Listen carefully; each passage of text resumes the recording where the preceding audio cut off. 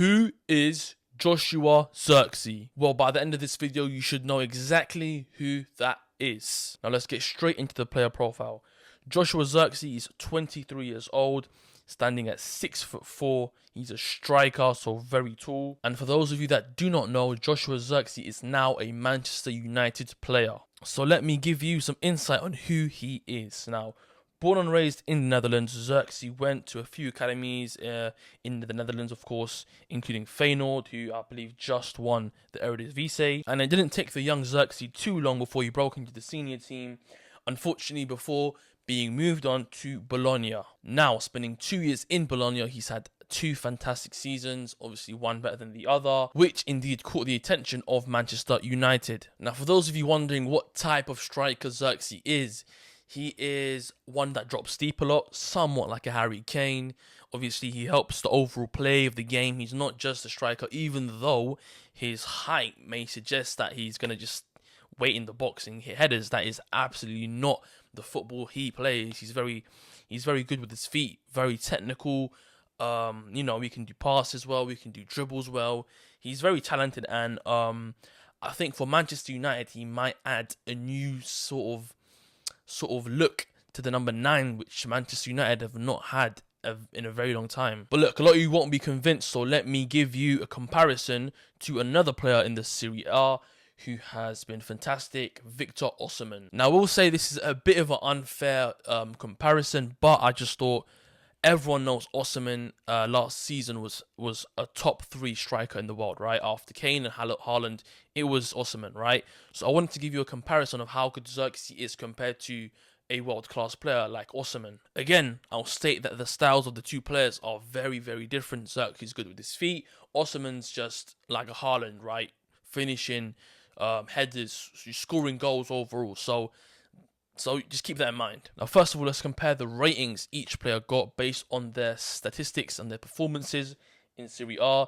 Obviously, this is Osimhen from 2023, and this is Zirkzee from 2024. Now, as you can see, Zirkzee is only slightly worse in terms of overall performances than Osimhen. Obviously, a 0.08 is not a very big difference in terms of performances, and obviously the statistics will show that Osimhen is clear, but that is only due to me not obviously gathering the data based on how effective Zirkzee is in obviously dropping deep and his passes. I've not included that, so it may seem one-sided, but bear with me. Now, on your screen, you should be seeing the stats between Osimhen in 2022, 2023, and Zirkzee 2023, 2024, which was his best season. Now, straight off the bat, Osimhen has more than double Zirkzee's goals. Now, a lot of you may say that is a huge difference, and of course it is.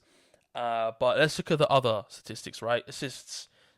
They both had 4 assists, right? Very similar, nothing too thing. You'd want more assists from Zirkzee, but let's not forget he's 2-3 years younger than Osimhen, so he's got a lot of time to catch up. You know what I mean? And obviously, expected goals, as you would assume, Osimhen's double. Zirkzee's, of course, expected assists. You can see here that Zirkzee had more expected assists. He was making more passes, making more key passes. Obviously not by a lot, not a huge amount in terms of how Osimhen's way better than Zirkzee in terms of goals, but it's still better than Osimhen's, assisting, passing sort of thing. Successful dribbles, again, Zirkzee is almost double Victor Osimhen, so that can tell you again, Zirkzee's way better technically, way better with his passing, dropping deep, and etc, etc. Key passes, again, Zirkzee's got a slight edge on that. Duels won, though, you can see Osimhen works harder than Zirkzee. He wins the ball more.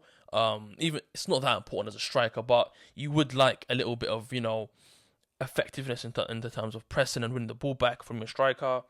And obviously, possession lost, Zirkzee has a bit more than Osimhen. Obviously, that is due to him being more aggressive, passing the ball more, attempting more dribbles. So it's expected, right? But from this, let me know what you guys take from this. But for me, I'm taking it that Osimhen's obviously the better player, clearly. However, I will say that you can clearly see that Zirkzee is a different type of player, and with development in the next 2-3 years, he could potentially be a incredible striker, possibly world class. I do not take that away from him. And like I said before, I think that for Manchester United, Zirkzee can offer a different type of role. He's a different type of player, a different type of striker that United haven't had since maybe Rooney. Because if you ask me, I think that Zirkzee will open up the flanks, that he will open up the wings for maybe a Rashford or a Garnacho to making more runs in behind like he did last year. Yes, you heard me right. I think that Zirkzee and Rashford will make a good combination. Obviously, Bruno Fernandes behind them. It'll be fantastic, absolutely. I think even Garnacho on the right wing depends on how Ten Hag is going to set up United next year. I do think that Zirkzee, right, can just slot in, right, instead of Højlund and make the football that they play a lot better. And obviously maybe Højlund come in off the bench or like just, you know what I mean, just separate them, spread it out, give them both minutes and see which one's better. But for me, I'd say for the overall cohesion, I'd say that Zirkzee can affect the game more, make more passes go through in the final third, you know, cause problems for defenders, drag them out, give Rashford some more space to run in behind. I think we can see the return of Rashford once more this season.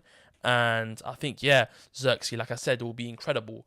And obviously, I think he'll have mistakes. I don't think United will finish in Champions League spots this season. I think so, not top 5. Maybe they might be able to scam in for the 5th, but I don't really see them doing a lot, especially on the Ten Hag. No offense to him. And we must not forget, even though Zirkzee's incredible at dropping in deep and stuff, he's 6'4". That allows for a lot of versatility.